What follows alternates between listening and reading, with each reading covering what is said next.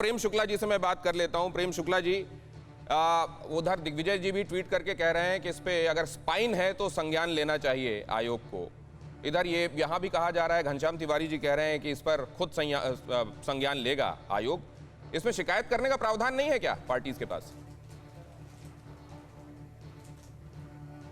नहीं, उनके पास प्रावधान है, लेकिन प्रावधान इस बात का भी है कि जो लोग 80% हिंदुत्व को गरियाते हैं उन पर भी संज्ञान ले लिया जाए कि आप 80% की भावनाओं को रोज आहत करते हैं, प्रभु रामचंद्र जी को रोज काल्पनिक कहते हैं, मंदिर जाने वाले लड़कियां छेड़ते हैं कहते हैं, इस तरह की जो हरकतें करते हैं। तो प्रेम जी फिर से आप ये कह रहे हैं क्या कि 80% का मतलब हिंदू है? भगवा आतंकवाद की बात करते हैं उनके भी नहीं। 80% हिंदू नहीं है क्या? 80% का मतलब हिंदू वहां नहीं है, लेकिन हिंदू 80% नहीं है क्या?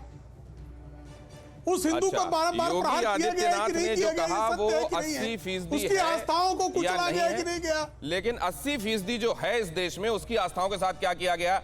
चलते चलते वारिस पठान ध्यान रखा जा रहा है क्या? 80-20 का रखे, 20-80 का रखे?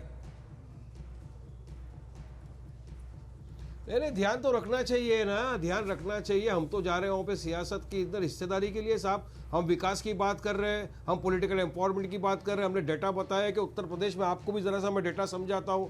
पूरे उत्तर प्रदेश में 5 करोड़ मुसलमान हैं, उनका विकास का कितना करोड़ देता है सेंट्रल और स्टेट गवर्नमेंट मिला के? सिर्फ 20 करोड़ रुपया। कितना कम? अरे 5% मुसलमान उत्तर प्रदेश में स्टेट गवर्नमेंट की नौकरी में नहीं है साहब, तो कब विकास होगा उत्तर प्रदेश का? और हम जाके जब बोलते हैं कि 7% वाला यादव 20% वाले मुसलमान के वोट से उत्तर प्रदेश का चीफ मिनिस्टर बन जाता है, तो क्या हम अपने अंदर से कोई ऐसा लीडर उप मुख्यमंत्री नहीं बना सकते? तो क्या हम गलत बोलते हैं? अब तो सच्चाई बता रहे हैं। सच्चाई बताना कोई गलत बात नहीं है। सच्चाई बता रहे हैं। घनश्याम तिवारी जी के पास भी एक सच्चाई जानने के लिए मैं जा रहा हूँ। ये हेट, अरे घनश्याम तिवारी जी, ठीक है सर, आपने बात कही। घनश्याम तिवारी जी, जब MY अपना वोटर बताया जाता है, तब क्या ये ठीक होता है? क्या ये डिवाइसिव नहीं होता? और सियासत बांटे बगैर हो सकती है कि नहीं हो सकती? सर, अखिलेश यादव जी ने कहा MY महिला और यूथ है। उत्तर प्रदेश में अगर भारतीय जनता पार्टी गलती से भी चुनी जाती है, बेरोजगारों को 10 साल और बेरोजगारी देखनी पड़ेगी। पेट्रोल डीजल 200 रुपए का होगा, सिलेंडर 2000 रुपए का होगा, किसानों को ऐसे ही रौंदा जाएगा और हर दिन हेट स्पीच चलाने वाले प्रदेश के मुख्यमंत्री और मुख्यमंत्री बने रहेंगे, जिनके ऊपर 302 की धाराएं हैं, और टेनी जैसे लोग गृह राज्य मंत्री बने रहेंगे। और उत्तर प्रदेश की जनता ये जानती है, इसीलिए इनको उखाड़ फेंकेगी। ठीक है, ये देयर इज नो अल्टरनेटिव, ये क्या स्ट्रैटेजी चल रही है सर? किसके लिए है ये टीना?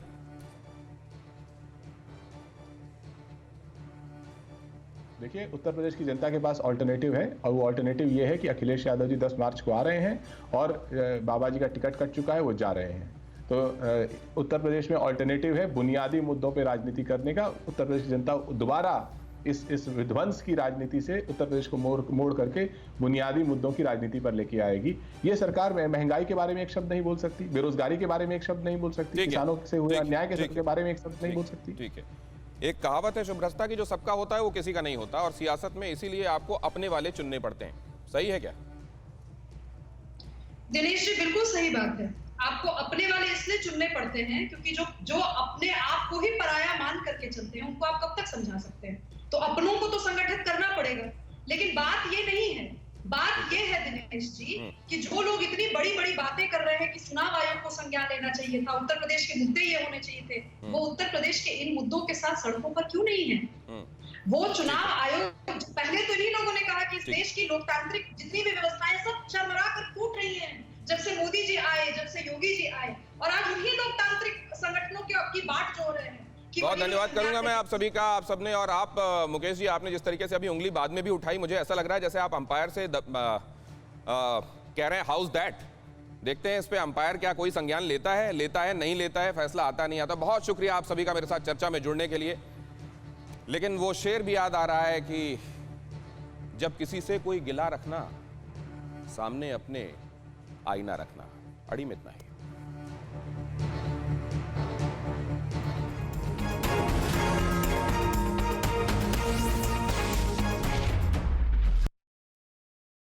अड़ी सोमवार से शुक्रवार शाम 6 बजे सिर्फ TV9 भारतवर्ष पर।